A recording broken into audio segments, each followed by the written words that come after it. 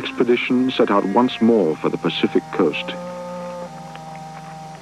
In my saddlebag, I carried the fossilized seashells that seemed to me to afford the final proof that those great summits had been pushed up out of the sea by an endless succession of earthquakes.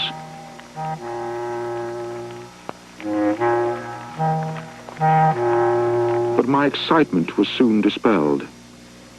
On the way down, I began to feel quite ill. Don Pedro, señora Angélica, ya estamos de vuelta.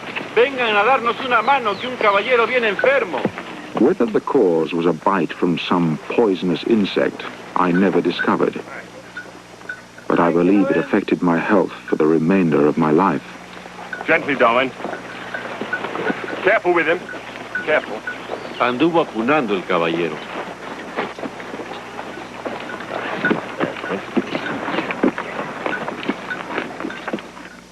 In Valparaiso, bad news awaited us. In the previous year, Captain Fitzroy had purchased a second vessel with his own money to help in surveying the coast. I was astounded to learn from Wickham that this ship, the Adventure, was now up for sale. She'll be sold tomorrow by order of the Admiralty. Half the men are to be paid off, the rest come back aboard the Beagle. So you'd best reclaim your cabin as fast as you can. We may be somewhat overcrowded. How's Fitzroy taking it? Pretty badly. You saw the state he was in before you left. He thinks his career's in ruins. He's even taken to railing against you.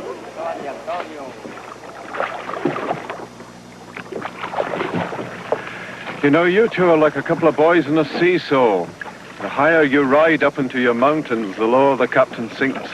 That's absurd, Wickham. We're the best of friends. Oh, you're friends, all right. But don't forget, I've been watching you for 3 years now. When you're riding high, he feels his genius is rebuked. He's really only at his best when you're being seasick. What nonsense you talk.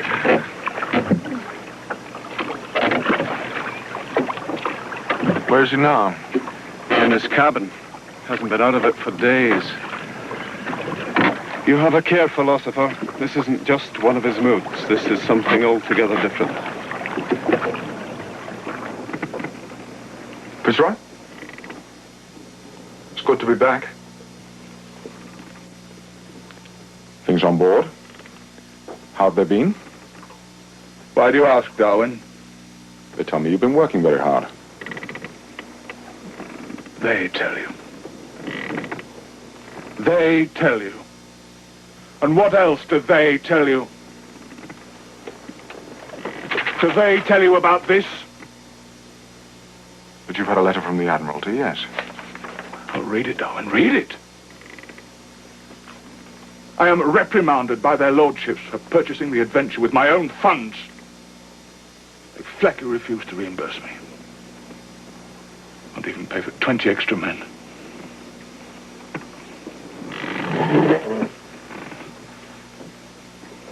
Have you ever been officially reprimanded, Darwin?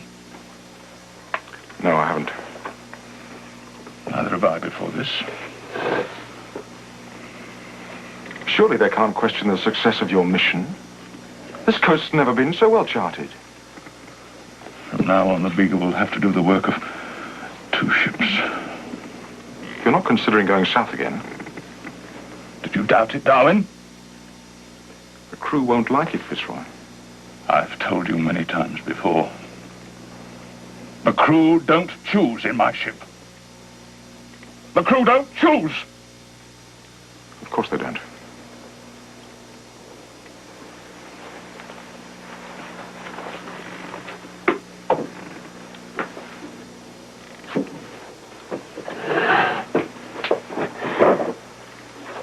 Look at that, Fitzroy. A fossilized seashell. Do you know where I found that? 12,000 feet up in the Andes. Isn't that amazing? Once it was on the seabed, and somehow those great mountains over there... Darwin, have you come in here deliberately to provoke me? No, of course not. You're trying to provoke me. I assure you. Why do you persist in trying to undermine my beliefs?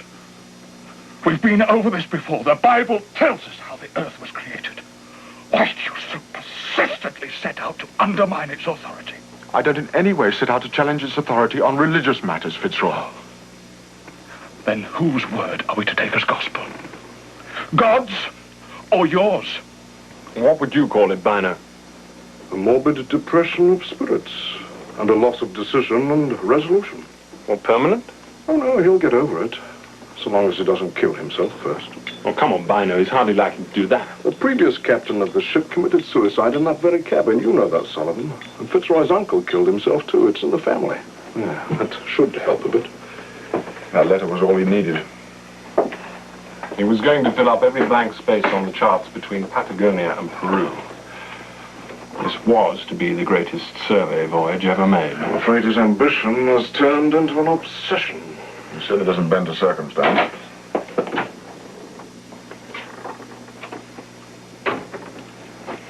Oh, confound you, Darwin. I warned you not to provoke him. Last night he had me pacing the decks till midnight. I'm sorry, Wickham. I should have waited. Where is he now? He's still in his cabin. I've just come from him. And? He says his orders were to survey the coast fully, and he's failed in his duty. No one could have achieved more. And what did you say, Wickham? I was not permitted to say anything.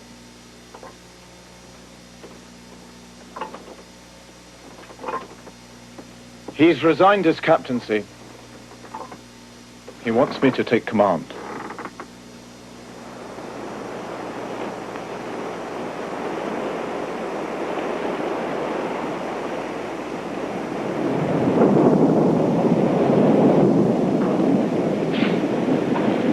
Well, it's done. For better or worse, the adventure has a new owner. I trust she's gone to a good home. Jose Ribeiro. Looks like some kind of Mexican smuggler. You know, it gave me an odd feeling in there, putting my name to the deed of sale. You'll get used to it. Still, it was a fair price. $7,500 to include all sails and upper work. $1,500 more than the captain paid for her. Sir, what will you do now? Complete the work on this coast and hope the captain recovers. If not, return to England. Nothing will induce me to take the ship back to Tierra del Fuego. What about yourself? You're welcome to stay aboard, you know. Thank you, yes. But the truth is, I want to return to those mountains. So, you'll be leaving us? Yes. Across the Andes once more, then head for Buenos Aires, and then see if I can catch a ship going home. Well, good luck. Won't be the same without your collection all over my deck. You don't really think it was my fault, do you? No. No, if you ask me, it was going to happen anyway.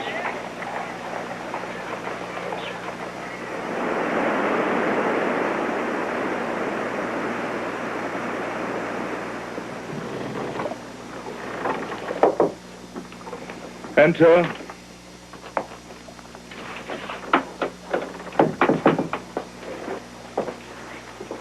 The mail from home, sir. A merchantman dropped anchor last night. Another from their lordships of the Admiralty. No doubt instructing me to sell the Beagle at the first opportunity, to the lowest bidder. Thank you, Mr. Wickham. When do you plan to sail south? I've been studying our orders, sir. I hope you have, Mr. Wickham. You're in full command now. My chief regret is that I have to embarrass you with my continued presence here.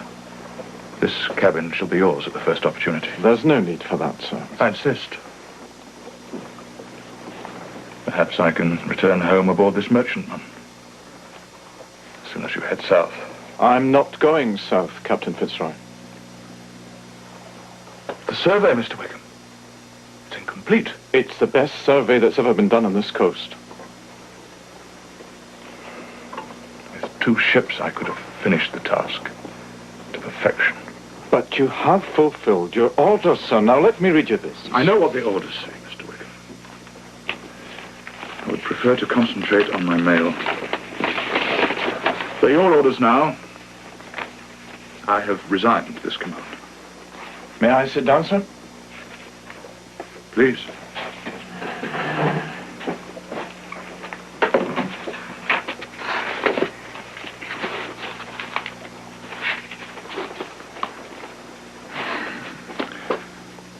North of Tierra del Fuego, the Beagle will survey as much of the west coast of South America as time permits, and then proceed across the Pacific. Sir, I don't believe you heard me. I'm sorry, Mr. Wickham. Just a trifle ironic. My promotion from commander to captain is finally confirmed. Well, that's wonderful news, sir. It's what you've been waiting for. My resignation stands. Now, as to these orders, what are you suggesting? It's quite clear, sir. Our instructions are to survey as much of the coast as time permits. That gives us 5 more months here before we head west for New Zealand. Now, I have 2 proposals to make, sir. 1, we proceed no further than Cap Tres Montes, which gives us time to complete this section of the coast as far as Valparaiso. And 2, Yes? I propose that you resume command of this ship, Captain Fitzroy. Without you aboard, the Beagle will be instructed to return to England. Every man in this ship wishes you to resume command, sir.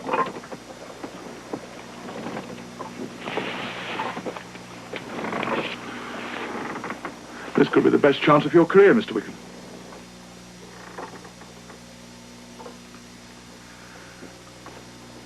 You're a fine man, Mr. Wickham. I wish their lordships could have been present in this cabin this morning. I'm heartily glad they're not.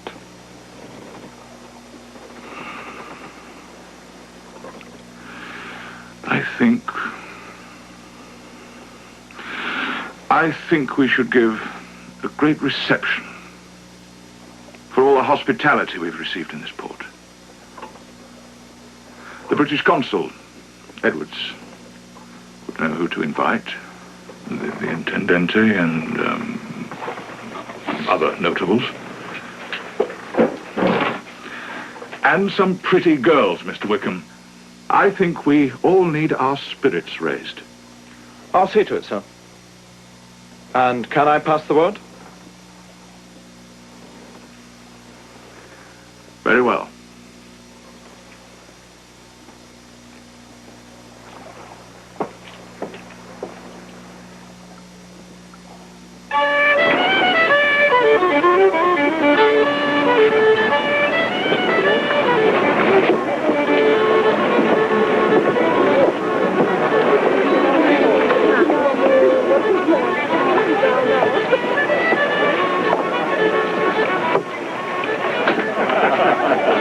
Cuando ustedes entraron al puerto, se me dijo de que eran contrabandistas. The Intendente says that when you first entered harbor, it was reported to him that you were smugglers. Smugglers?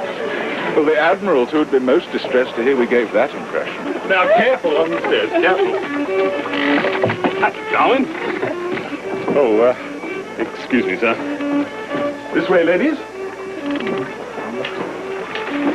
Well, this is where we spend most of our time off duty.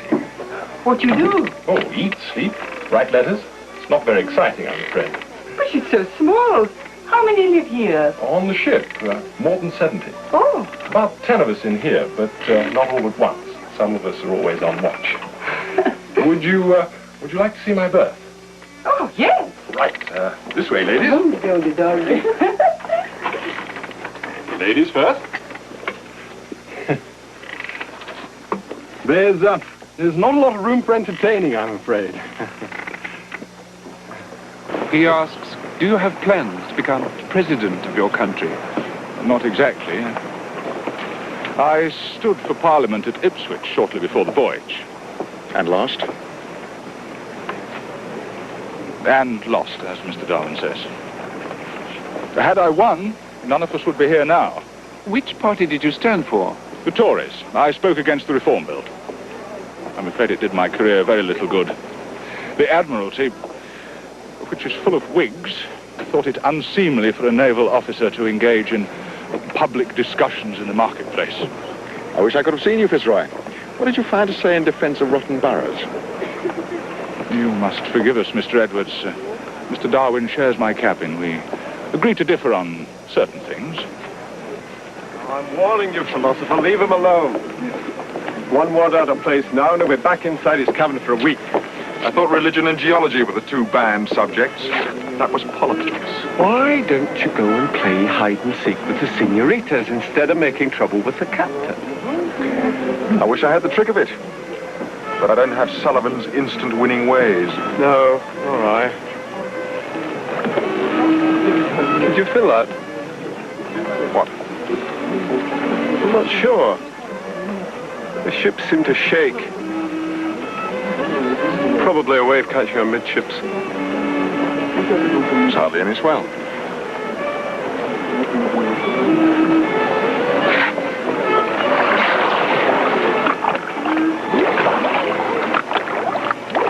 Very odd. There, you see? Just like a garden swing. Oh, careful. All right. Come on, move up. I think it's my turn.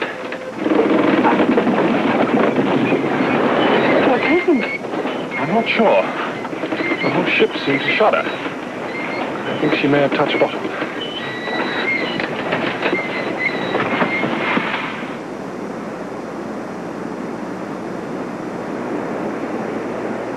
I make it 3 separate tremors since yesterday.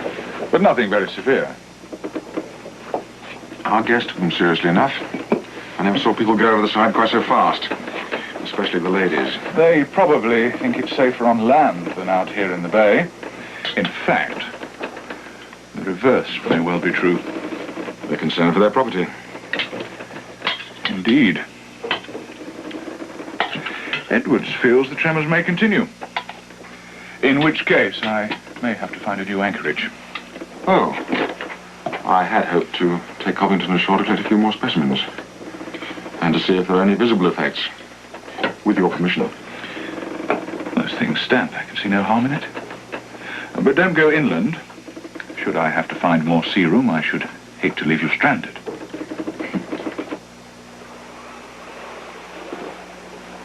Once ashore, we skirted the edge of the harbor. What's it to be today, Mr. Darwin? Beetles, stones, shellfish? Whatever we find, Covington. The general air of calmness caused me to think that we might have been misled. No one confronted by that peaceful scene would have supposed that the local people lived under the constant threat of earthquakes.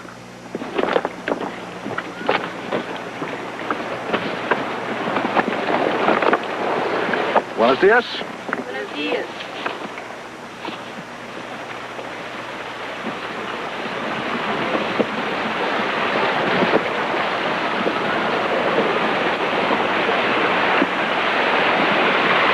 Too hot for walking. We should have waited for the cool of the evening. What did Mr. Wickham want with you as we were leaving? He said... Yes? He said, for pity's sake, no more rocks. The ship's ballasted enough.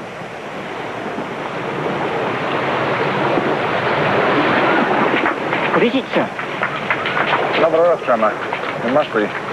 Where can we run to, sir? Nowhere, I'm afraid.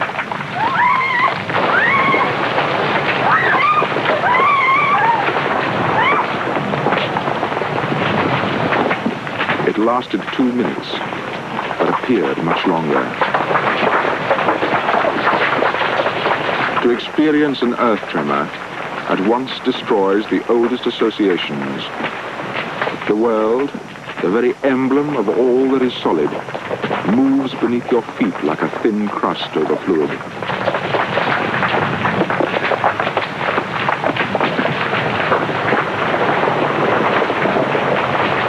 One second of time conveys to the mind a strange idea of insecurity. which hours of reflection would never create.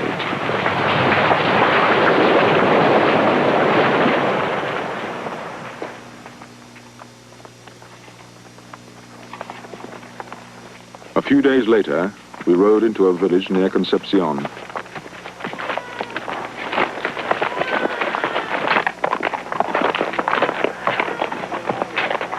It presented the most awful spectacle I ever beheld.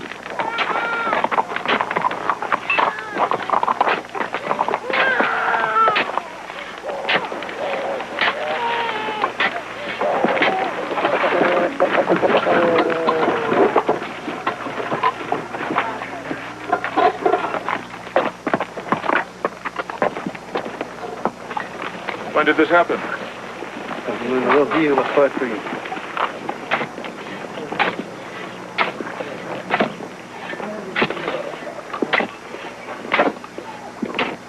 More than 100 people were known to have met their deaths in the area, and many still lay buried in the ruins.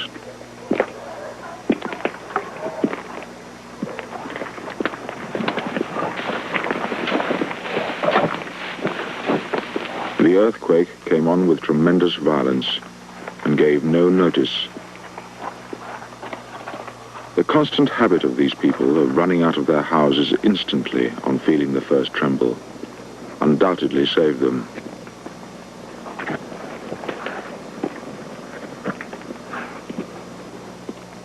Shock succeeded shock at intervals of a few minutes, and the sky became dark from the dense cloud of dust. No one dared approach the shattered ruins, and no one knew whether his dearest friends and relations had not perished from want of help.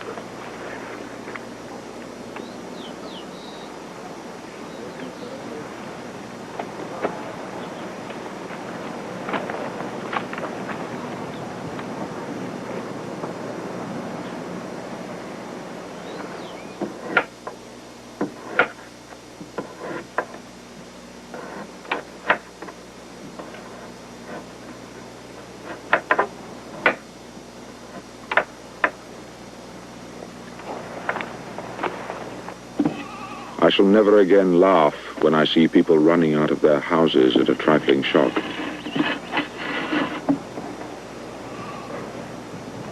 This was thought to be the worst earthquake ever known in Chile, though the worst is probably always the last. Not even the wind that blows is so unstable as the crust of this earth.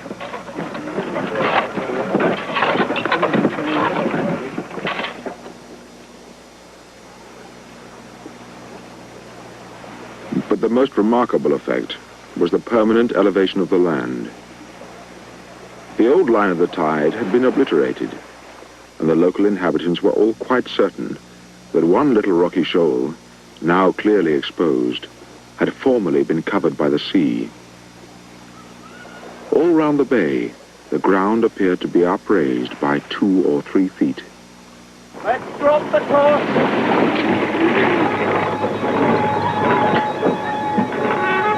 That'll do the topsail of the scallop. Scallop right up, bit more of the course.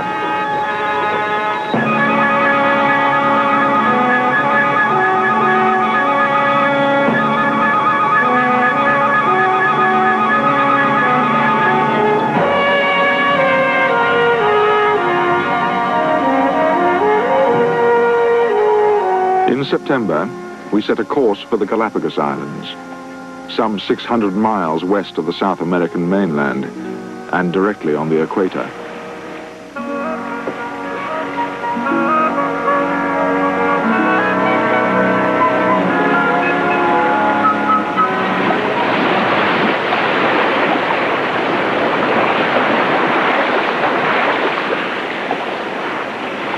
Come and look, Mr. Darwin. Porpoises.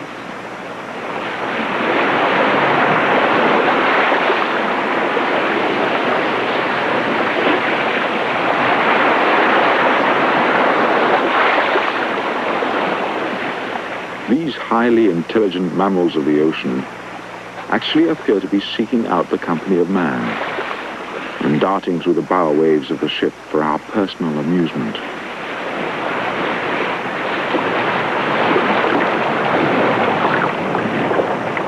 As we neared the islands, we came upon a huge manta ray, or devilfish.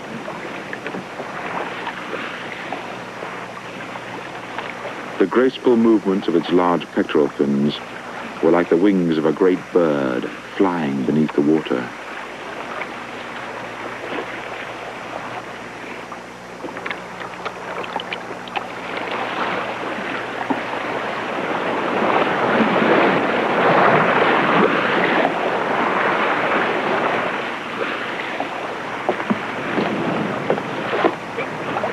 Back to work, you men. You've all seen irons before.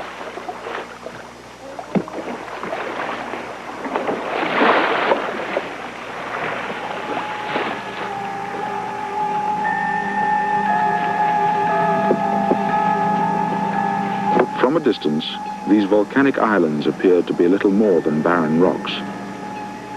But there was something mysterious about them, which excited the interest of everyone on board. Los Islas Encantadas. The Enchanted Isles. And why do you suppose they're called enchanted? Oh, for the beauty, I suppose. Why else? Not so. I've heard people speak of their remarkable ugliness. Now, please, Captain, no stories of beautiful sirens luring us to destruction. No. They're called enchanted because of the currents which run between the islands. They're so strong that the Spaniards, who first came here, thought their galleons were bewitched. They would set a course on one heading and shortly afterwards find themselves on quite another. So have a care, Mr. Wickham. I will indeed, sir. And, Galapagos. What does that mean? Tortoises.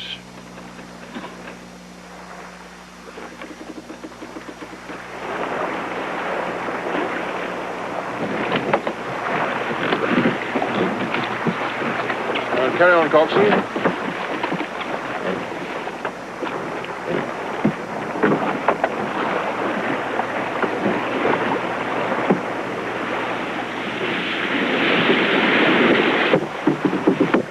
The place had a forbidding aspect, and we planned to stay no longer than it would take to make soundings and provision the ship. I had no idea of the revelations which now awaited me.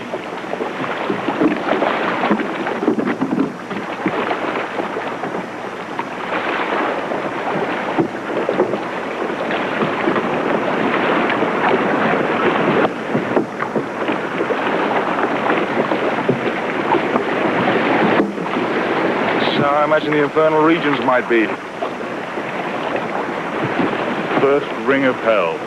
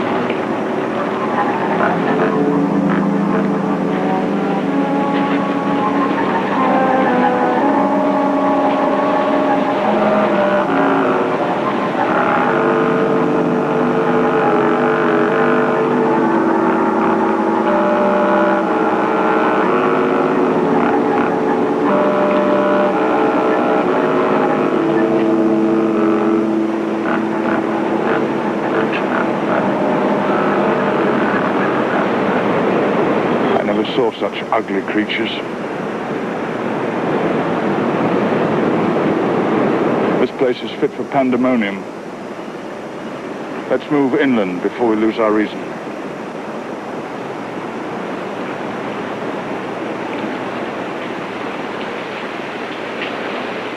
Never before had we seen lizards that swam and fed in the open sea. If these repulsive creatures were indeed unique, and the islands proved to be the result of relatively recent volcanic eruptions, what profound questions it raised in the mind.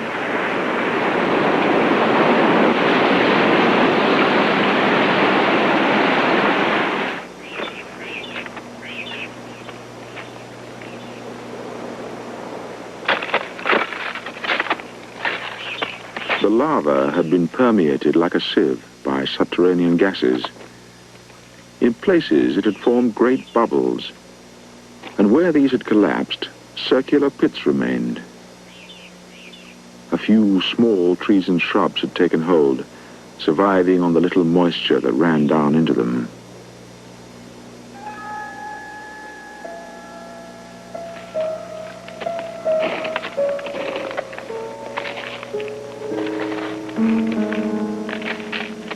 Above the lava field, we could see many small volcanic cones. I counted 60 of them, their regular forms giving the countryside an artificial appearance, as if the hand of man had been at work.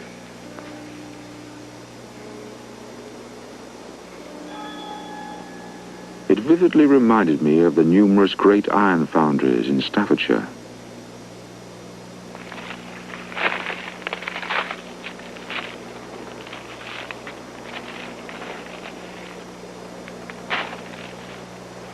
Covington, look.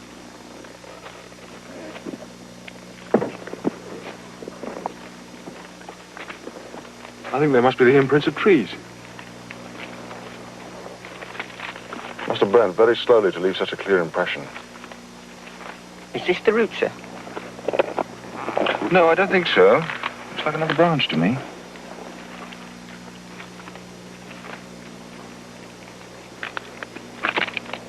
Immense deluges of lava had burst from small vents on the flanks of the craters, or flowed over their edges like pitch from the rim of a boiling pot, engulfing everything in their path.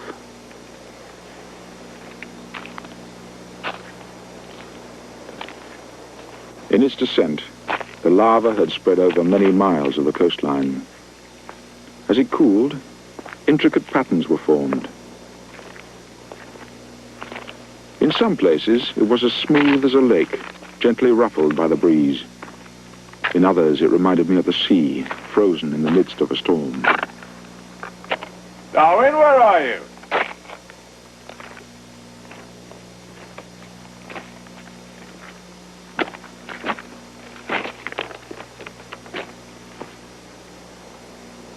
Look at this lava, Fitzroy. Might have been thrown up yesterday. I doubt if you'll agree with me, but it's my belief that these islands are of much more recent origin than the South American mainland. On the contrary, my dear philosopher, I had reached the same conclusion myself. Some form of violent eruption must have taken place on the bed of the ocean. Do you think the islands were ever joined together? They're too dispersed, and the water in between appears to be immensely deep.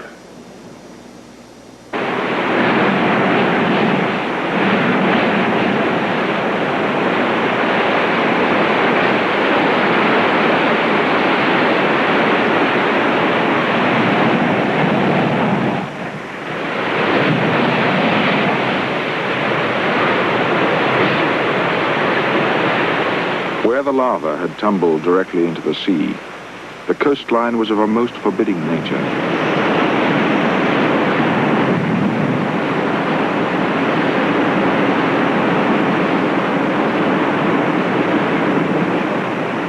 Amidst this desolation, the only objects to take my eye were the crabs, a multitude of brightly colored creatures eking out an existence on the waterline.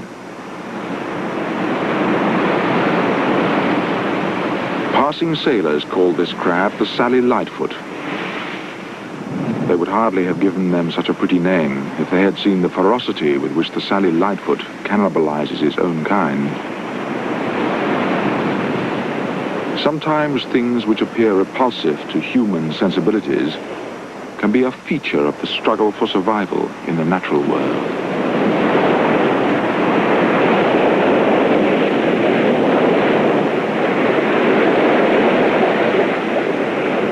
As the tide receded, the crabs were joined by the remarkable seagoing lizards. Previous visitors had come to the conclusion that they must live on fish. But after examining the stomach contents of several of them, I found no trace of fish and decided that they must live entirely on seaweed. the best of my knowledge, they are the only land-based creatures on Earth that seek their food on the bed of the ocean.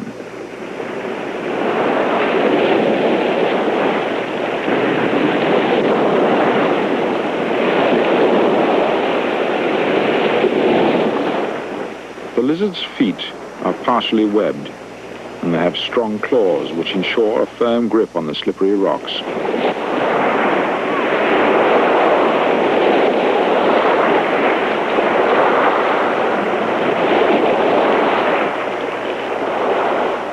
Although they're extremely common throughout all the islands, I never saw a single lizard more than 10 yards inshore from the rocky headlands they favor.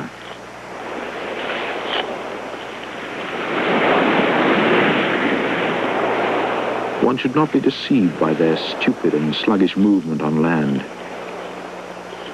Once in the sea, the lizard swims with perfect ease and quickness. The legs are held quite motionless against its side. All the propulsion comes from the movement of its body and flattened tail.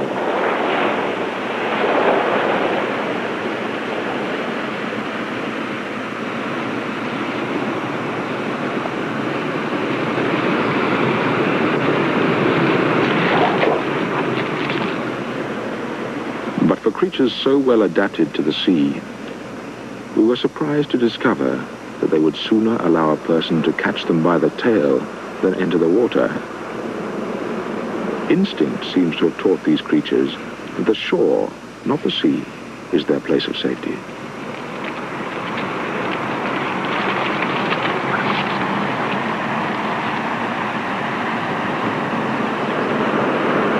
The lizards spent much of their time sunbathing, attended by mocking thrushes in search of ticks.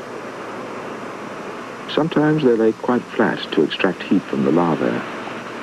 At other times, when too hot, they raise themselves clear of the larva to catch the cooling breezes.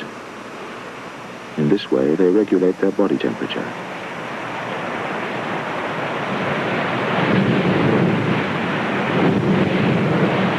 On some islands, the male lizards were uniformly gray. On others, they were brightly colored. Puzzled by this, I began to speculate whether each island might have its own distinct species of marine lizard, and why this should be so.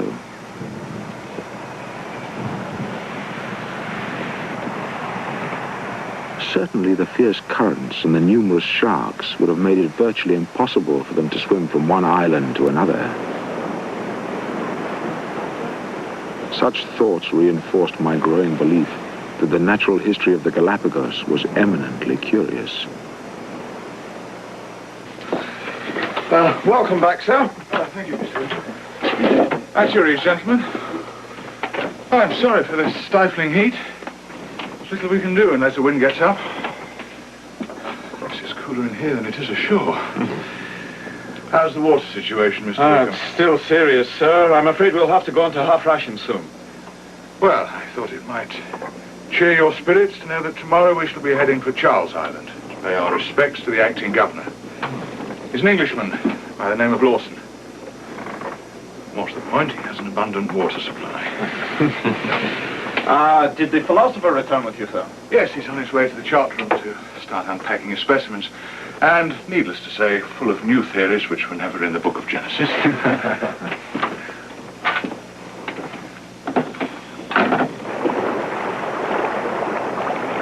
Though the Galapagos had long been frequented by buccaneers and whalers, the only permanent settlement was on Charles Island. A green, thriving vegetation covered the higher craters, but the lower parts maintained the same rugged aspect. A short distance inland, we came to a lake of salt water, dotted with greater flamingos wading in search of food.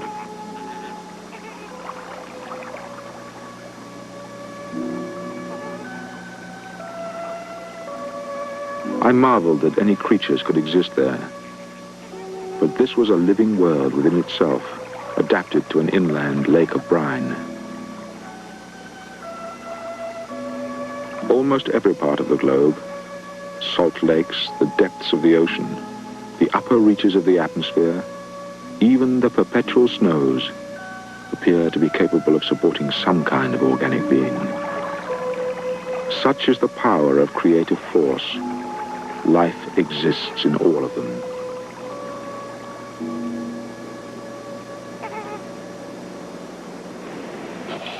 In the uplands, we came upon the largest inhabitants, from which the Galapagos Islands take their name. Tortoises are found in considerable numbers on all the islands of the Galapagos, frequenting both the higher, damper regions as well as the lower, more arid parts. They were like some antediluvian monsters, or even the inhabitants of another planet.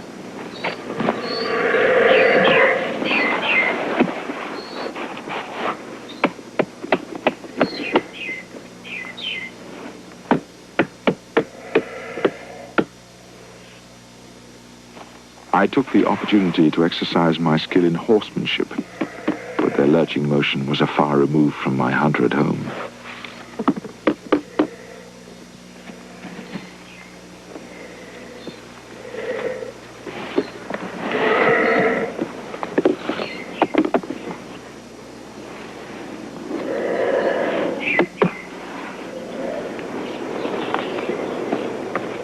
With their lumbering gait, long life and set pattern of existence, they looked as ancient as time itself. But the same great questions persisted in my mind, though now more forcefully than ever. If these islands proved to be a much more recent geological formation than the continental mainland, 600 miles away, how had these awkward giants made their way here? Fitzroy's response to the problem was to look no further than the hand of God, leaving the matter until the day of judgment, when all mysteries would be revealed. But I could not bring myself to accept that those extraordinary islands, with all the teeming life they supported, were the result of one simultaneous act of creation.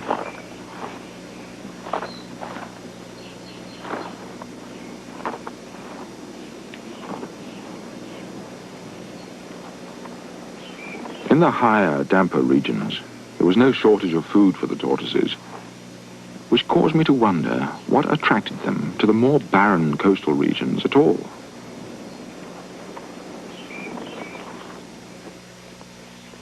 They are particularly fond of an apple-like fruit called the manzanilla. This fruit is poisonous to man. Wellington, give me that cloth, will you?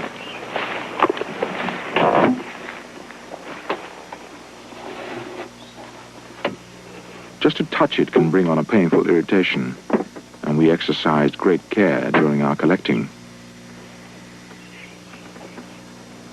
But the poison has no effect on the tortoises. The fruit passes through their guts quite unchanged, except in color. If it was of no benefit to them as food, I could only guess that it had helped them with their digestion.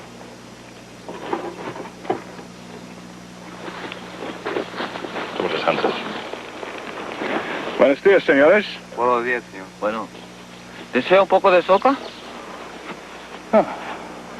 Sí, gracias.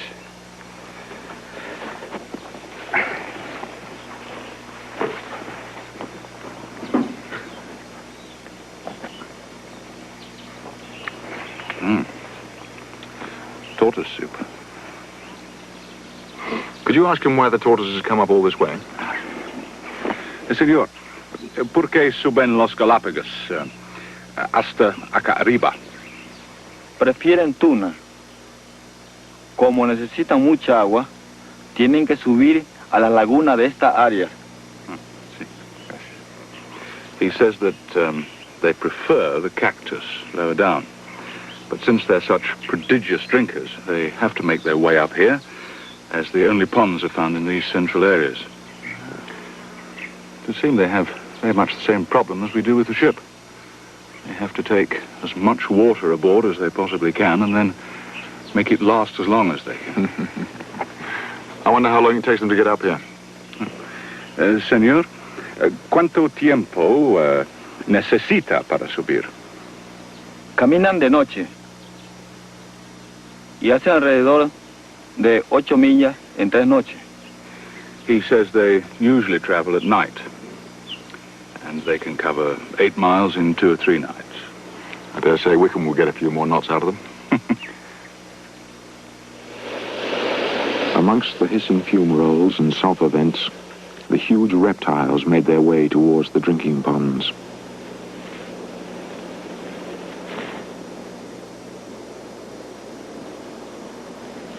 In one respect, the tortoise is very similar to the frog. In areas where water is extremely scarce, it has developed the trick of using its bladder as a reservoir. If the local people are overcome by thirst, they will sometimes kill a tortoise and drink the contents of its bladder. Out of curiosity, I did the same. It was very slightly bitter in taste, but otherwise quite palatable.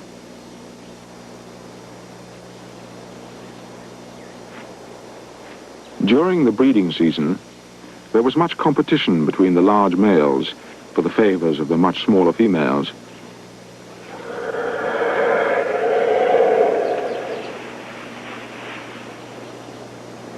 She would often use the opportunity to make good her escape, and in the pursuit that followed, I saw tortoises moving at the maximum speed of which they are capable.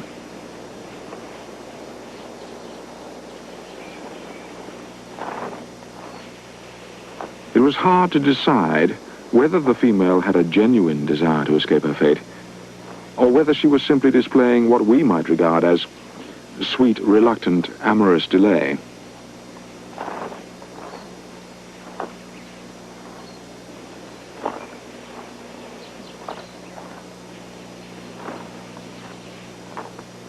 Undoubtedly, the ritual ensures that only the fittest and strongest of the males will propagate the species.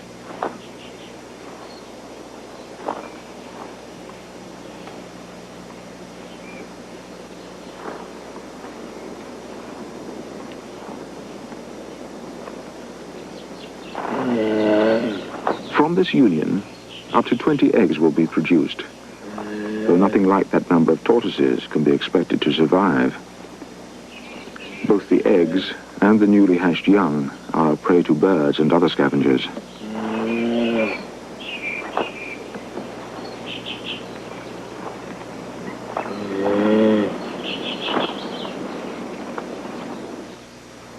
The following evening, the governor entertained us in unexpected style.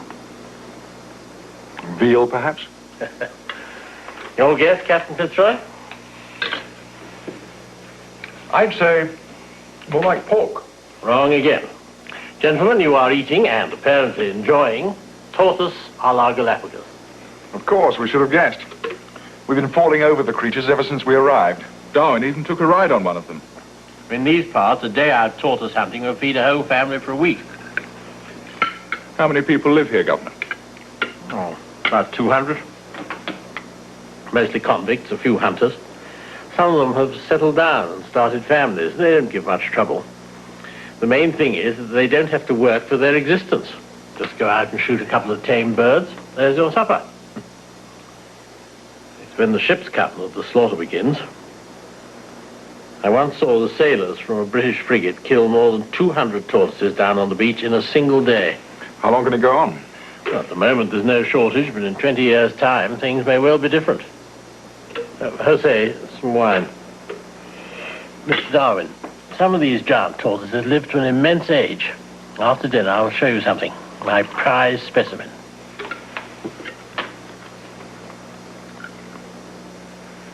There you are, gentlemen. You don't often see one as big as that. Not these days, I'm afraid. He's vast. How much would he have weighed alive? Upwards of 600 pounds, I shouldn't wonder. 6 sailors tried to get him into a ship's boat. They couldn't manage it, so they upended him and left him on the beach to die, poor old soul. He was a good age. Look. 1786. That's nearly 50 years ago. He was probably twice as old as that. Whoever carved that date would hardly have bothered unless he'd been a pretty fair size already. Which island did he come from? James Island. Is that where all the larger ones are found? No, you find a large one anywhere.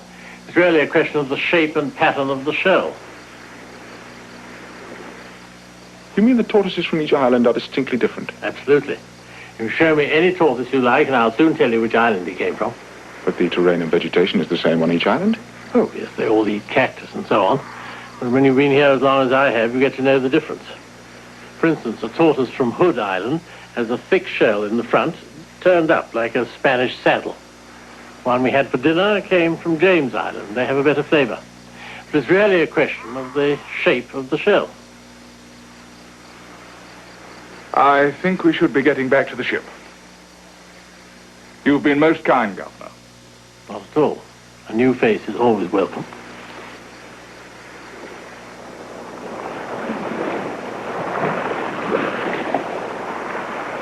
We had expected the Galapagos to be rocky and barren. Now I was filled with wonder at the amount of creative force displayed all around me.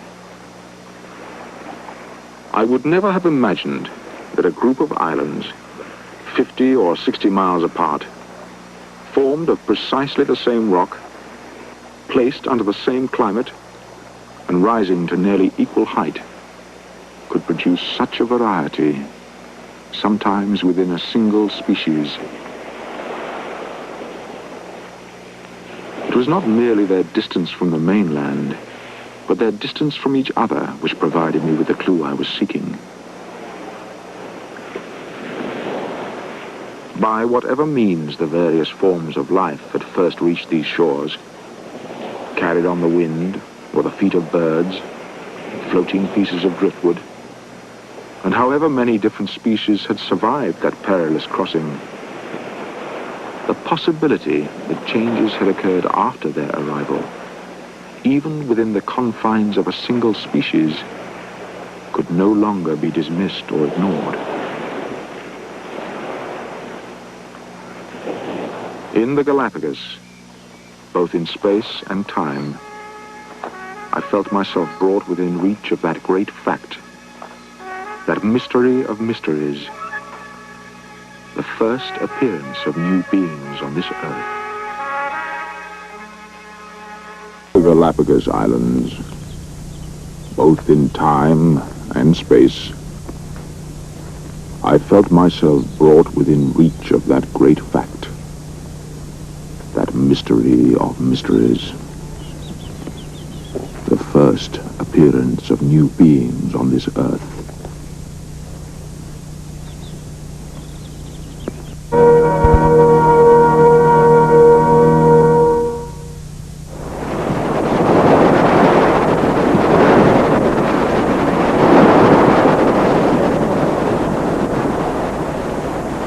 By October 1835, we had been in the Galapagos archipelago for some 3 weeks. And with each new island that we visited, the more certain I became that the natural history of the region was eminently curious. I was astonished at the amount of creative force on those small, barren and rocky islands.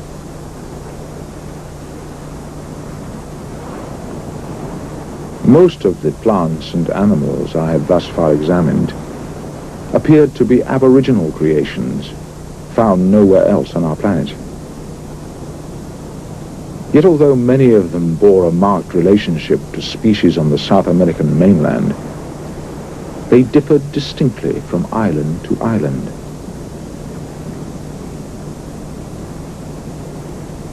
I had no answer to the mystery, but of one thing I was convinced. In quite recent geological times, the unbroken ocean was here spread out.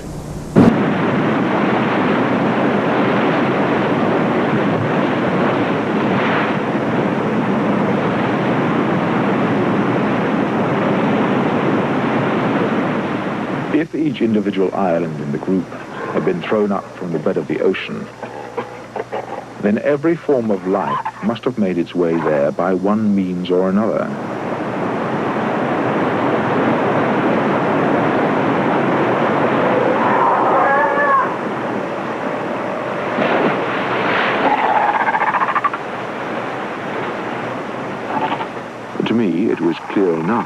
some of the colonists had arrived on those lava-strewn shores,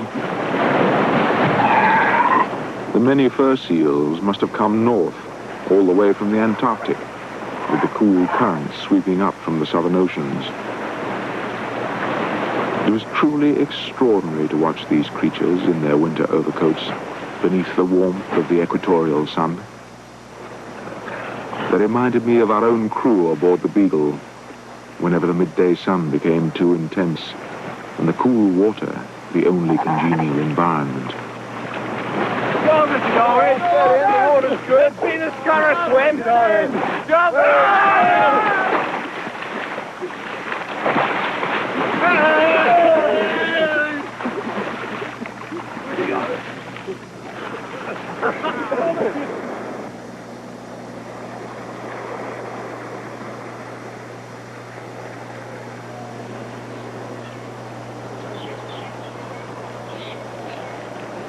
But what of the many reptiles that could not swim? The tortoises and land lizards that abound throughout the Galapagos. It seemed to me impossible that so many different varieties had all made that perilous 600-mile crossing on pieces of driftwood or floating vegetation.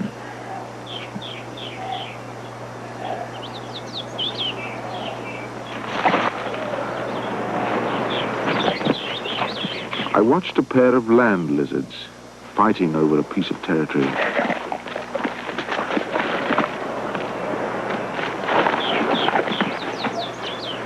So barren a spot hardly seemed worthy of their ferocious encounter. But with these hideous creatures, the determination of the stronger to drive off the weaker was a most powerful and basic instinct.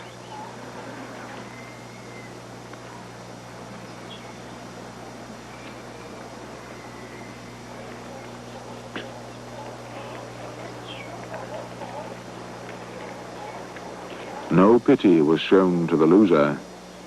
He had to seek out another territory, less hotly disputed, while the winner remained in solitary command.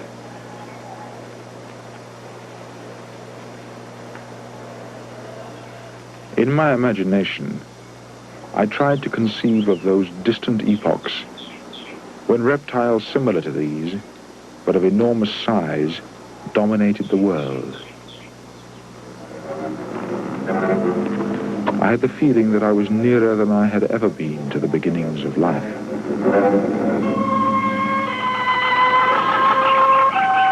Whenever a new outcrop of land is thrown up out of the turbulent ocean, largest of these that I saw were the frigate or man-of-war birds, so named for their habit of harassing and plundering other species.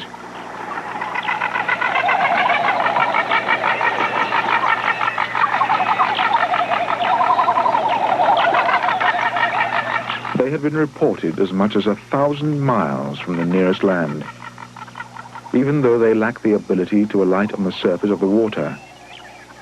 And this must increase the likelihood that they carry seeds and tiny insects with them from their place of departure, lodged in their claws and plumage.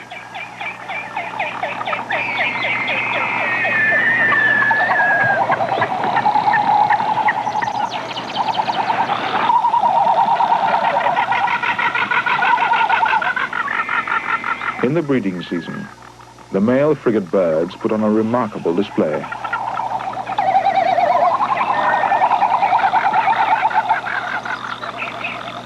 Directly under their throats, they have a bright red inflatable pouch. It acts as a potent lure to the females patrolling the skies above them in search of a partner.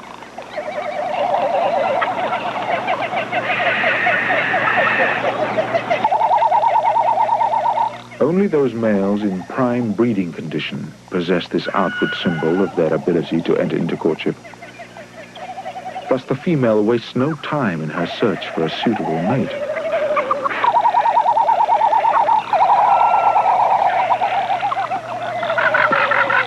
As with the lizards and other species I observed, the same principles appear to be at work. In the relentless struggle for life, only the strongest and most vigorous survived.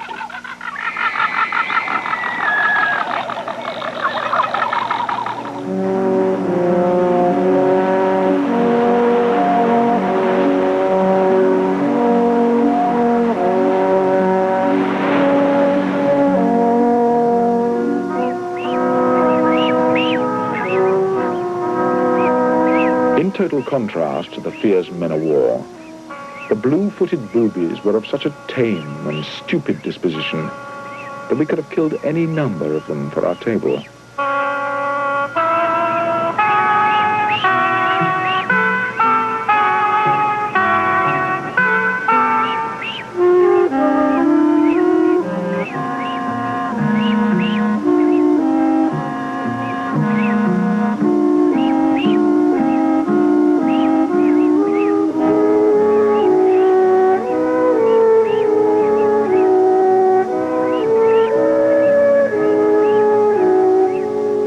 But even such large and unharassed colonies of seabirds had devised means of ensuring that the strongest will survive.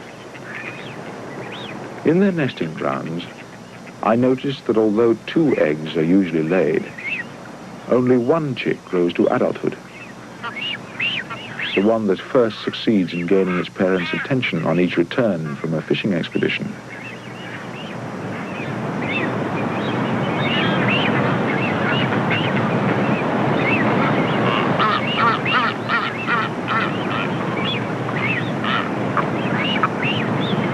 If it is to live, the chick, on its own initiative, must recover the half-digested fish from its parent's gullet.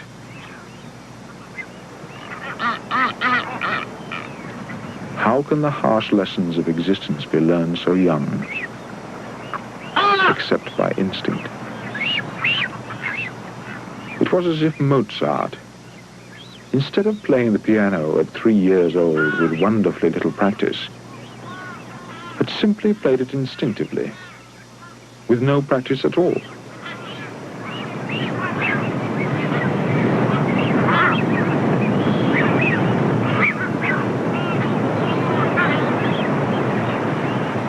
Is that starboard gallant sheet jammed? Yes, it is. It's jammed. Starboard main top right. Up aloft from the foremast, starboard gallant sheet seems to be jammed. Can you clear it? Aye, sir. An activity as complex as sailing the Beagle clearly requires skill and coordination on the part of her crew. Hoist the inner jib when ready. Aye, aye, sir. Yet I was observing activities in the natural world requiring an equal measure of skill.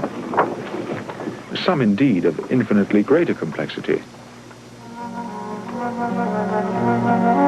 Unless some other species were of equal intelligence to man, then the only way they could perform such tasks must be through inherited instinct.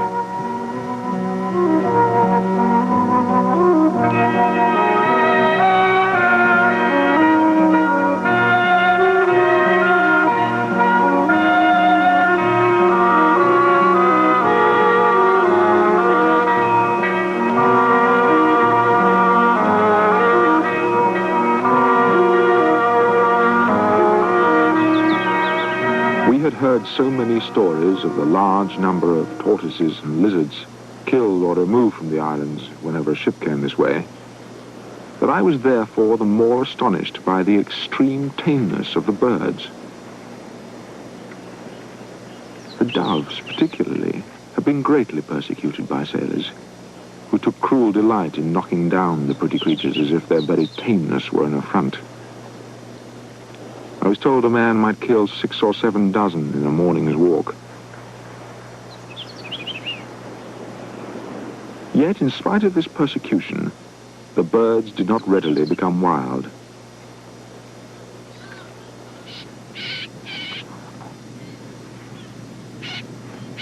While resting one day with Covington, a group of mocking thrushes gathered to sip from our pitchers of water.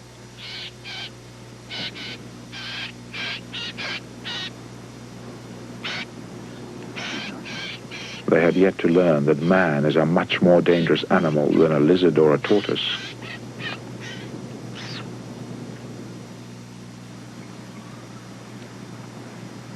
On one occasion, I endeavored to see how near I could approach to a hawk.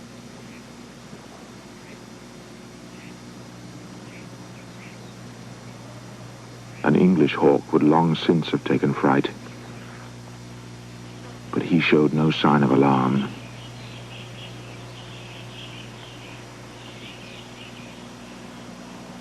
As I moved closer, he continued to stand his ground.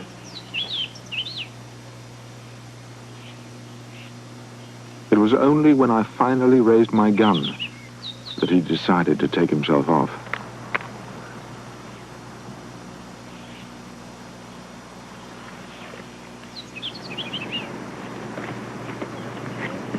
But of all the creatures that excited my curiosity on that extraordinary group of islands, the ones that were to influence the development of my theories over many years were so dull and common in appearance that I very nearly failed to notice them at all.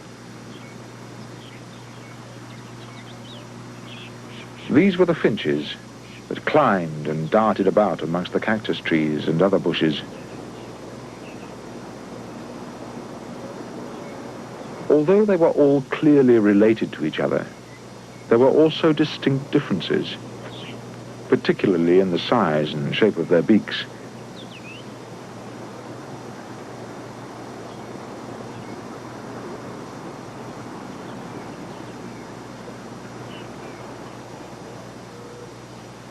The true significance of this, and the possibility that it might shed some light on their distribution throughout the islands, did not occur to me. And those that I kept for my collection became mingled together in the most haphazard fashion.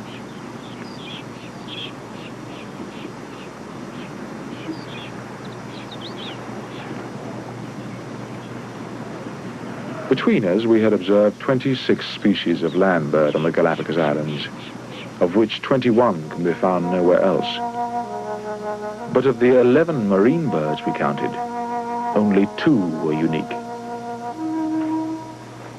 Why this should be so, I could not deduce, unless the land birds, with their greatly restricted mobility, had undergone changes after their arrival.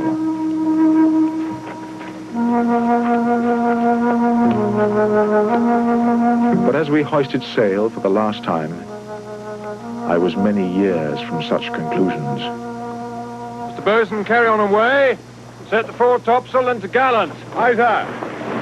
Set the fore topsail and to gallant.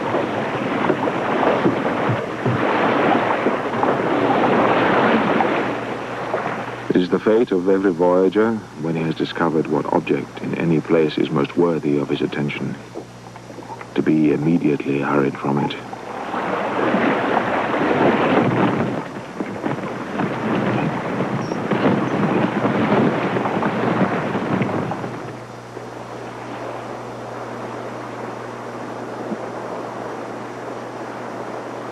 On October the 20th, 1835, we commenced the long passage towards Tahiti and Australia.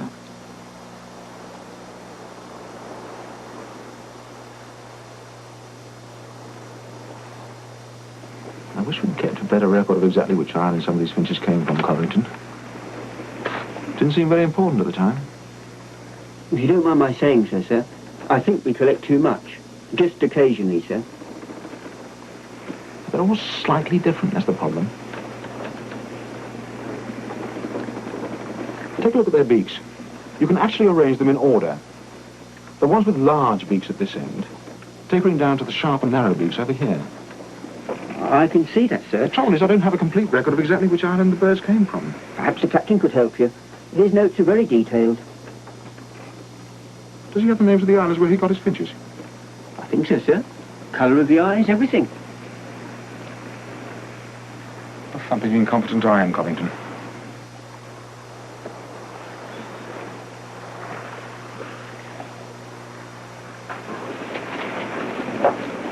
There's a story going the rounds that of the two of you, the captain proved to be the more observant naturalist. Is there any truth in that, Mr. Darwin? Perfectly true, Mr. Wickham. We've decided to change places. From now on, I am to take command of the ship. Then I shall be the first man overboard. I'd rather take my chances with the sharks. It can't be denied. I've tried to be a sailor. And it can't be denied. You failed.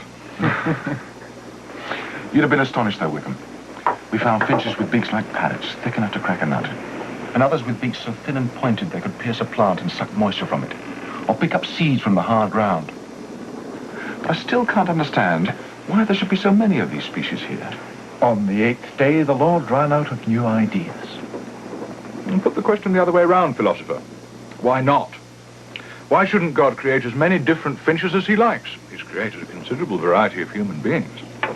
But assuming their ancestors came from South America, we still have to explain their distribution amongst the islands. Your own notes show that, Fitzroy. I don't see your difficulty, Darwin. We know that the currents between the islands are very strong. Yes, I can vouch for that. And the winds generally light. It would appear so. There's very little inducement to migrate from one island to another, the climate and vegetation being much the same. They simply stay where they are. But we never saw so many species of finches on the mainland. We never looked. Earthquakes seemed more important at the time, as I recall. But why should such tiny spots of land get their own species? I see the Galapagos as a wonderful example of the works of nature. Each creature perfectly adapted for the place God intended for it. Our Garden of Eden. I thought you said it was more like the first ring of hell, Captain. I was not speaking of a human paradise, Mr. Wickham. Well, my own observations were a thorough mess. I almost wish I could persuade you to turn the ship round and go back again. That you cannot. It never occurred to me that islands in sight of each other could have such different fauna. Well, don't let it worry you, philosopher. I'm glad my notes proved of some small assistance. And if I might venture a suggestion, in future, observe the mysteries of nature rather more closely and theorize about them rather less.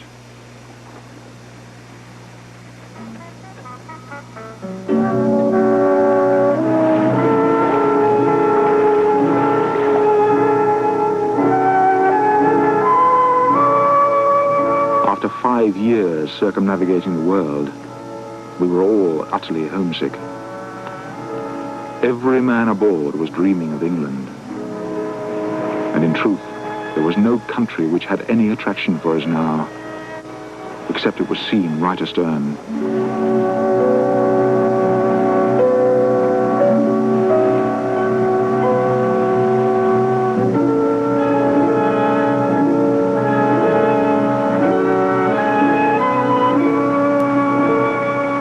Don't read it now.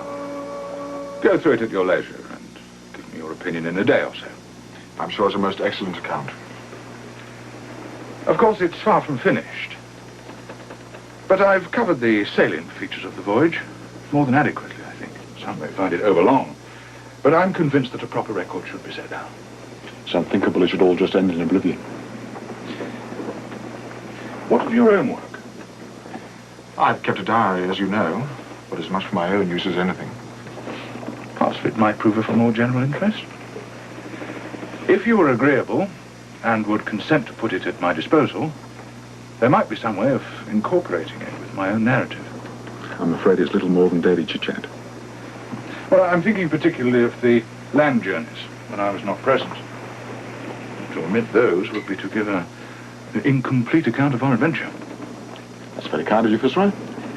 Much of it's already in England, but if you think it will be of any use, of course. And some of your notes, as the ship's naturalist, might take the form of an appendix.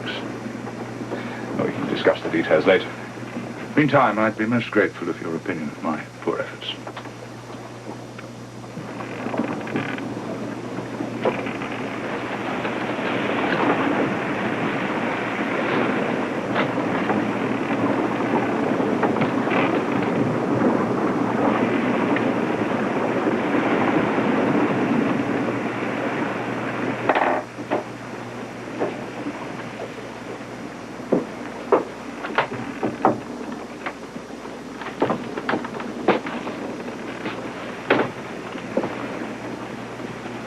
What did the captain want, philosopher? Another of your long discussions?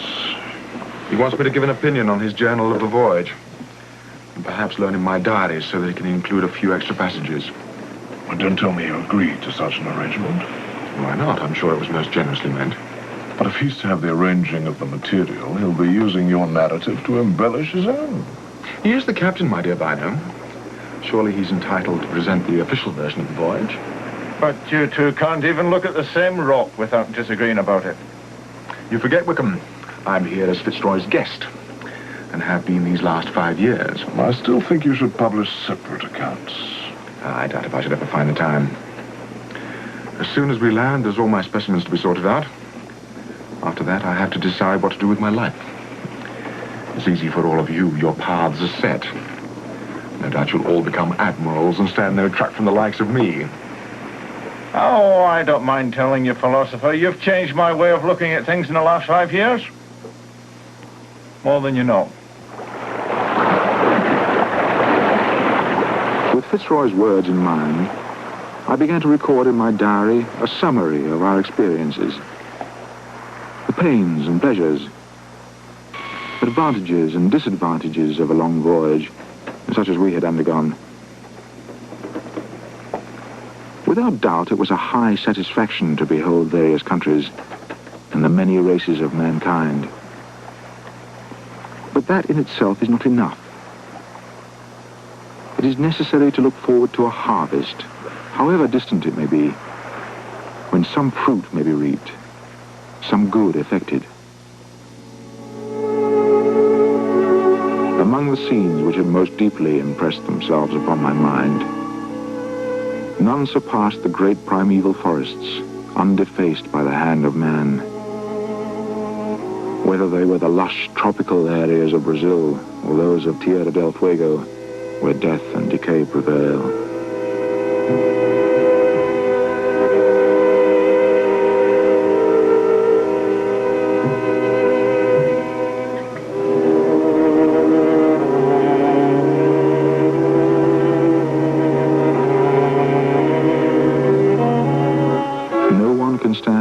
Solitudes unmoved, and not feel that there is more in man than the mere breath of his body.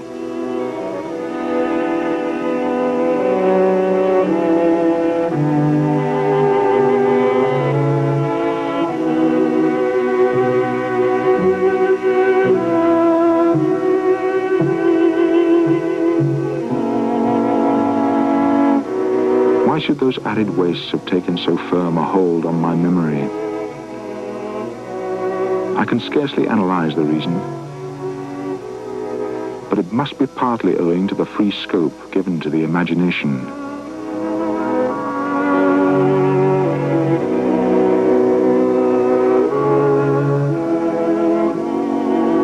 During my travels, I had learned that, as with music, a person who understands every note will more thoroughly comprehend the effect.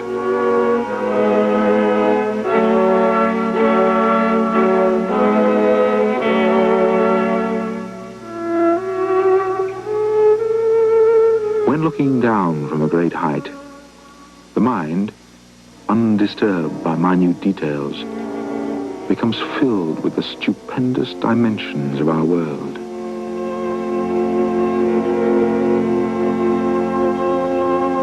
If, as the ancients supposed, the flat earth was once surrounded by an impassable breadth of water, or by deserts heated to an intolerable degree, who would not look at these boundaries to man's knowledge with deep but ill-defined sensations?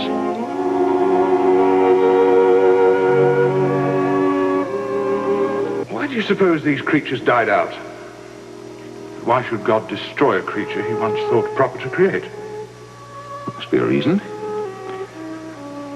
Perhaps the climate changed, or the vegetation which they depend on disappeared. I'll give you a reason. They failed to survive the flood. Possibly. There's an answer for everything in the Bible if you know where to look for it. Nothing on the journey created such a powerful effect on me as my first experience of an earthquake.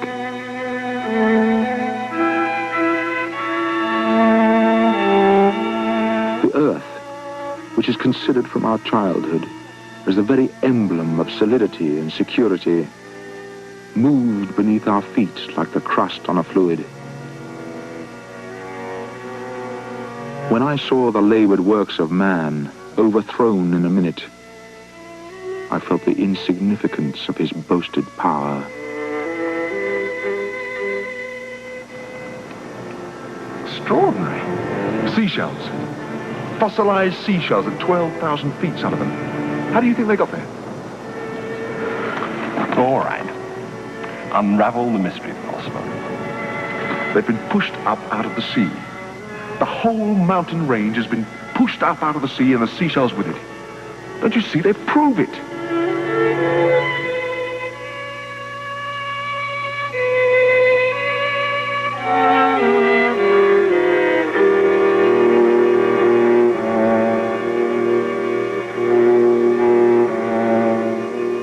Why do you persist in trying to undermine my beliefs?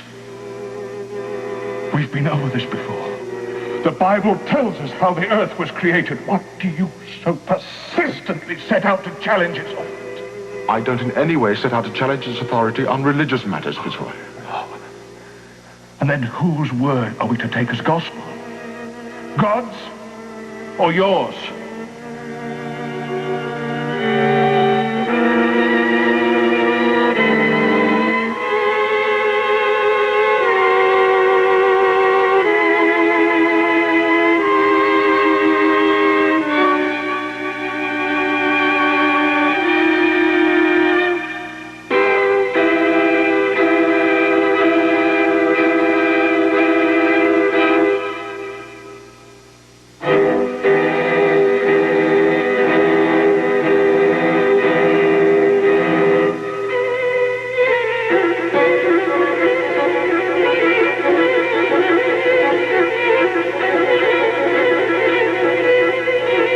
Darwin, sir.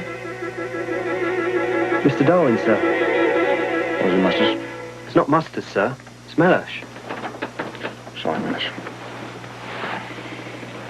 It's a long time now since he died, sir. Masters? Yes, more than 4 years. Used to bring me a drink, you know, like you. I know, sir. We joined the same day. Mellish? How old were you when we sailed? 13, sir. 13. I'm 18 now, sir. It's more than a quarter of your life you spent on this voyage. That's right, sir.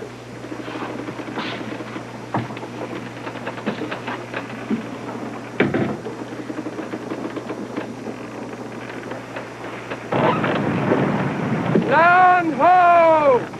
On the port bow! Hey! There it is! Single!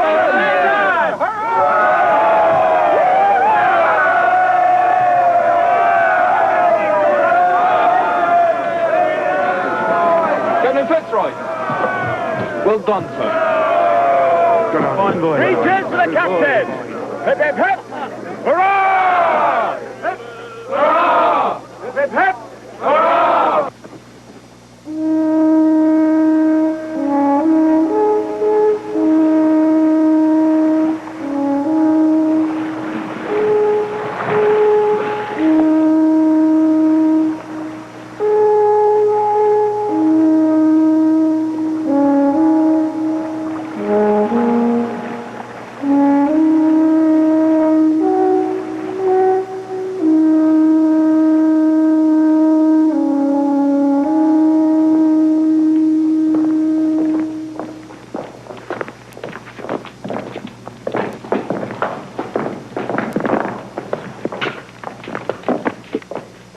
Not exactly a hero's welcome, I'm afraid. The traveller's return. English style. Perhaps the real reception's planned for Greenwich. Bands and bunting and cheering crowds. I shall miss it. There will be no real reception. I expect it'll be a month before their lordships at the Admiralty will condescend to see me. Like most human endeavour, our efforts are probably doomed to oblivion. Weren't expecting anyone, surely. There are no Darwins at Falmouth. But I shall be on the first stage to Shrewsbury. So, it's goodbye then. Yes. Well, we shall meet again in London. Journals. God be with you, Darwin. And you, Captain Fitzroy?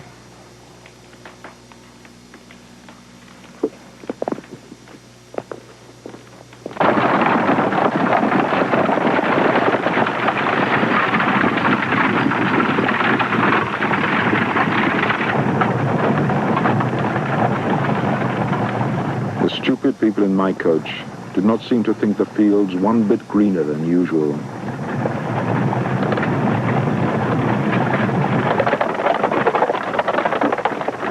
But as for me, I felt, and still feel, that the whole wide world does not contain so happy a prospect as the rich cultivated land of England.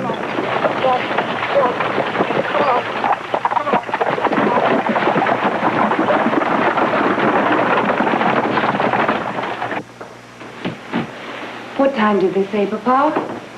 About 3:30, I believe. They're half an hour late already. Oh, we've waited 5 years to see him. Another hour will make very little difference, my dear. 5 years and 136 days. And of all the tricks to play on his own family, he just arrives, with no warning at all. I should have fainted away with the shock. Oh, don't do that today, my dear. Young Charles might put quite the wrong interpretation on it. No, he's not interested in me. Poor Fanny was the one he had an eye for. Oh, I seem to remember him casting 1 or 2 glances in your direction. Don't tease, Papa. They're here.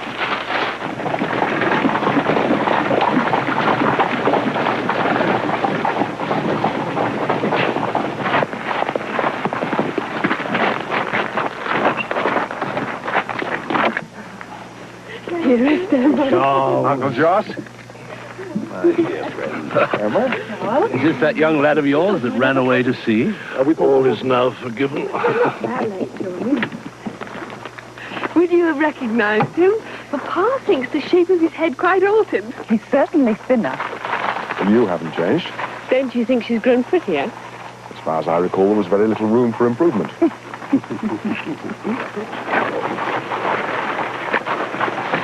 Well, we've planted a few more trees, but otherwise I don't think you'll notice much difference. I used to think of the Beagle as my second home, but I was wrong.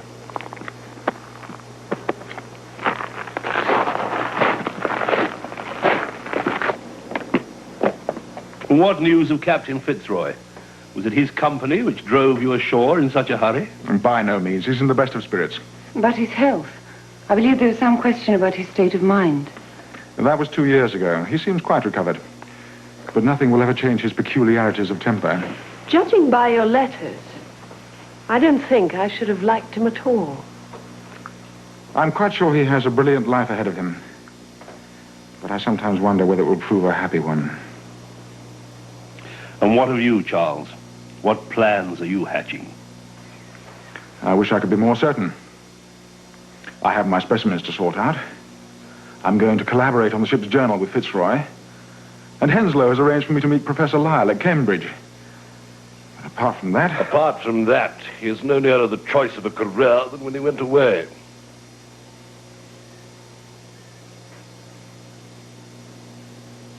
Returning to Cambridge was a painful reminder of how I had wasted my time there. It also brought home to me, more clearly than anywhere else, how much I had changed during those 5 years with the Beagle. You're very kind, Professor Lyle, but practical experience hardly makes up for my lack of qualifications. Most men of science use their qualifications rather like a cloak, simply to hide their nakedness. Isn't that so, Henslow? But when I was up, I just dabbled at whatever took my fancy. Beetles, frogs, a little botany. Henslow knows only too well. My subject was supposed to be theology. Yes, and you were woefully neglectful of that. Well, then, you're a Beagle graduate rather than a Cambridge one. So much the better for it. But even on the Beagle, if it hadn't been for your principles of geology, I wouldn't have known where to begin. But begin you did. I've been showing Lyle some of your notes and letters, Charles. He agrees with me. They're very impressive. It would take me months just to sort out my specimens. The British Museum wouldn't look at them. I think you'll find we've taken great care of them. Entirely thanks to you, Henslow. How soon could you prepare a paper for the Geological Society? Well, I have been working on something on recent elevations on the coast of Chile. How about coral reefs? But that's your subject, Professor Lyle. I wouldn't dream... We all learn from each other in this world, Mr. Darwin, and from what I hear, you may be very much nearer the truth. That's what matters in science. You must publish. Seems to me, Charles, your chances of becoming a quiet country parson are beginning to look rather slim. Throughout that summer, whenever I could, I visited my uncle's family at Mayor Hall. He complains of palpitations around the heart. And he doesn't seem to be able to work for more than a couple of hours without a long rest. And what's more, he will go to immense lengths to avoid going out into society. Have you examined him? Oh, of course. Nothing but apparently contradictory symptoms. Could be any one of 100 causes. Long seasickness, some tropical disease. I wish I knew. Will you give me a push, Charles? My dearest Emma, I am trying to concentrate. What are you writing that's so important? I'm finishing the introduction to my part of the Beagle Journal. I thought Captain Fitzroy was going to write it. He is. The main part, that is. But it's been agreed that my account should be a separate volume. How exciting! You'll be an author. Of course, it could just be nerves. A reaction from the voyage. In which case, he should get married. That'd soon settle him down. You mean you want me to support the pair of them, eh? Why doesn't he marry her? Nothing will make me happier, you know that. I quite agree. Why doesn't he? Thoughts on Marriage by Charles Darwin. Advantages. Children, if it pleases God. Constant companion and friend in old age. Charms of music and feminine chit-chat. Come for a walk, Charles. It will be good for your digestion. I will in a minute. This is a tremendously important scientific study. Disadvantages. Terrible loss of time. If many children, forced to gain one's bread. If you want my opinion, you were a deal more amusing before you went away.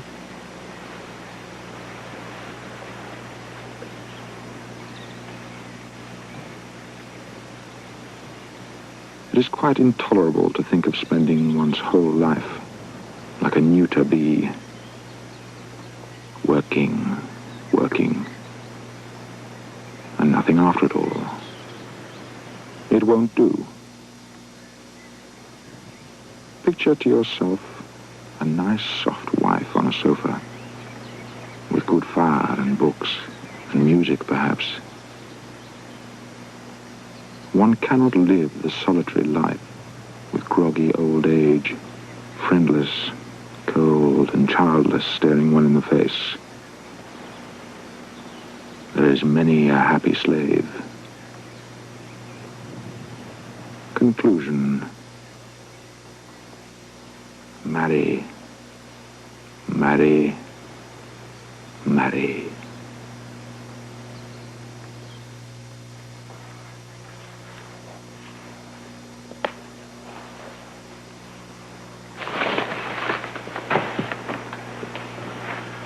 Captain Fitzroy. Thank you for coming, Mr. Wickham. The married man. Congratulations. It would seem there's nothing like a long voyage to weaken a man's resistance.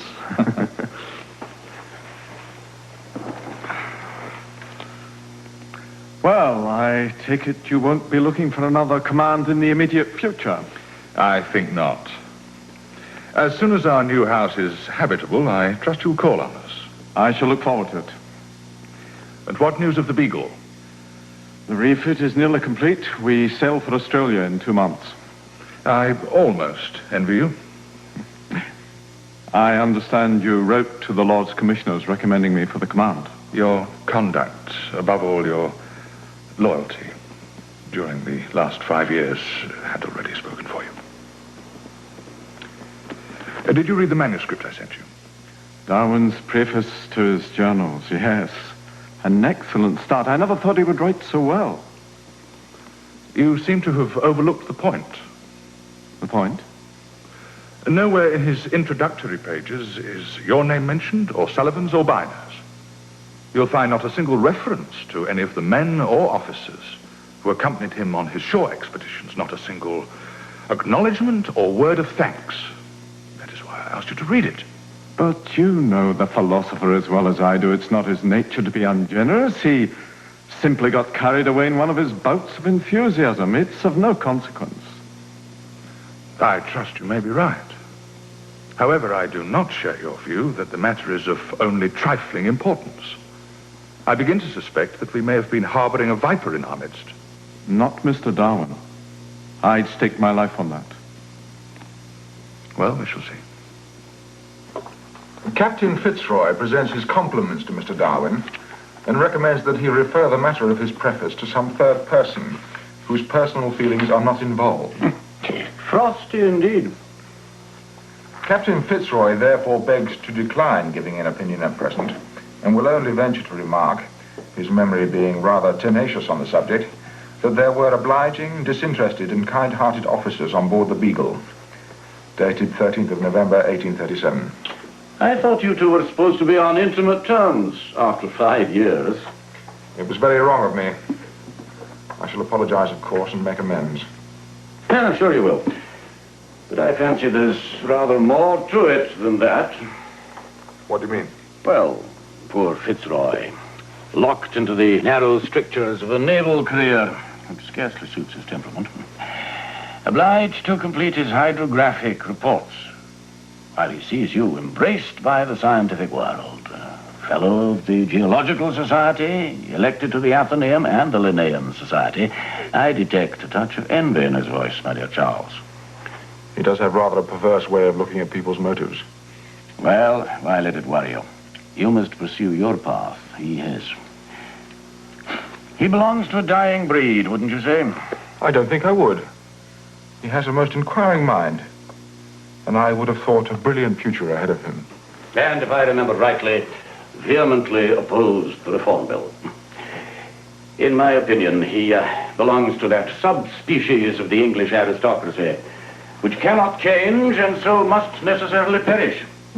You don't really know him. He's certainly no dinosaur. The Navy needs men like him. The Navy is welcome to him. Now, what were you asking me? About species. Oh, yes. You think they all have a natural lifespan, just like an individual? Very possibly, yes. But what determines its length? That is the problem. Well, perhaps a change in the climate or vegetation. But then one would expect them all to perish, not just some of them. Suppose the world were in a state of continuous change. And species not immutable. You must tread very carefully there, Charles. That is one of the great heresies of our age. Are you dining at the club tonight? Not tonight. I must get a letter off to Fitzroy. Let him nurse his damaged pride a little longer. Come along.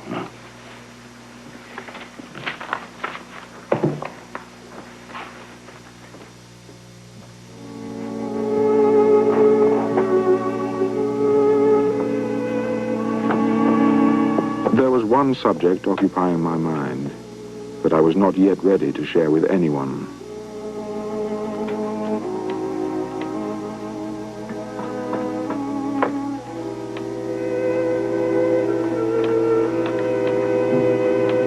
There are two kinds of generation. The vegetative, as we see in the grafting of apples and roses, and ordinary sexual generation. New individuals produced by grafting are absolutely similar. But with ordinary sexual generation, this is not so.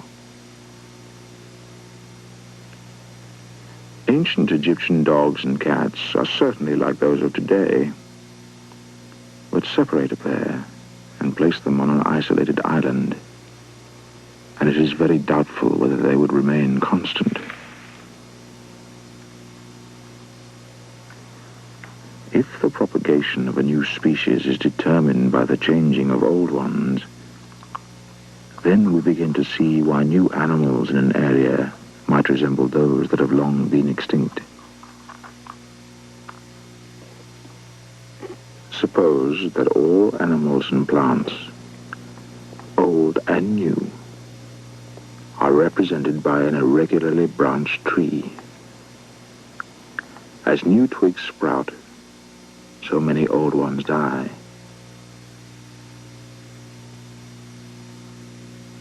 With so much extinction, many ancient species would have no modern descendants. And amongst the species that do live on, there would be gaps. But if we accept the endless modification of species and their geographical grouping, what are the causes of these changes? If we let conjecture run wild, then all animals, our fellow brethren in pain, disease, suffering, and death, may partake from our origin in one common ancestor. We may all be melted together. The grand question which every naturalist ought to have before him is, what are the laws of life?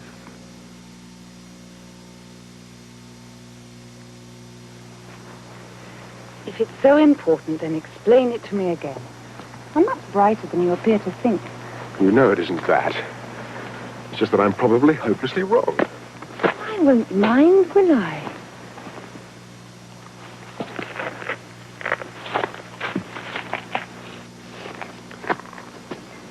Imagine that to be a tree. The tree of life, as you call it. The trunk, down here at the bottom, would represent the very first beginnings of life. Do you mean all life? Everything, The creation? if you like. Then gradually, the branches develop. And then they produce their own twigs. When was there time for all this if the whole of creation lasted only a week? You have to imagine the changes happening over thousands of years. It's only when man intervenes that the process is speeded up. I don't think I understand. Think of your own rose beds, or the animals on the farm. By selective breeding, man has made bigger roses, cows which produce more milk, racehorses which run faster and faster. But that is artificial. It doesn't happen in nature. But suppose it does. Suppose that very, very slowly, nature has produced wolves for running and moles for digging. And you're saying that they all come from the trunk of the same tree? I think it's possible. I don't understand you, Charles. Moles breed moles, and wolves breed wolves. They always will, so far as I can see. And besides, where do we fit in? I was coming to that. What would you say if I asked you to marry me? Darling Charles, of course I'll marry you. But I still don't really understand about your tree of life. Neither do I.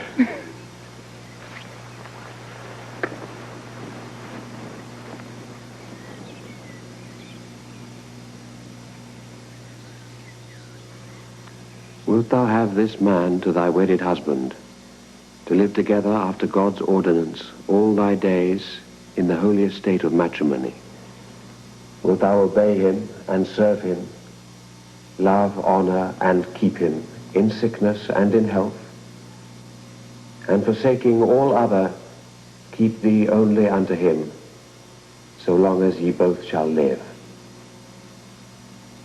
Then you answer, I will. I will. And then I say, who giveth this woman to be married to this man? That's when you step forward, Uncle Josh. And I shall say, you have drawn a prize indeed. I think we should try to stick to the words laid down.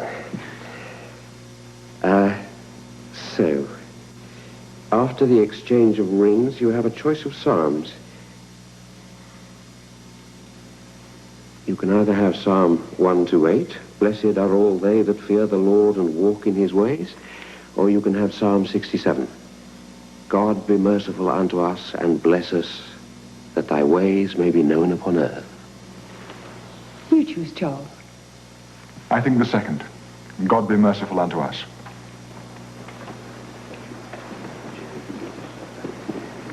If I may say so, it is a blessed union, which I have prayed for on many occasions, even when you were away at sea, Charles.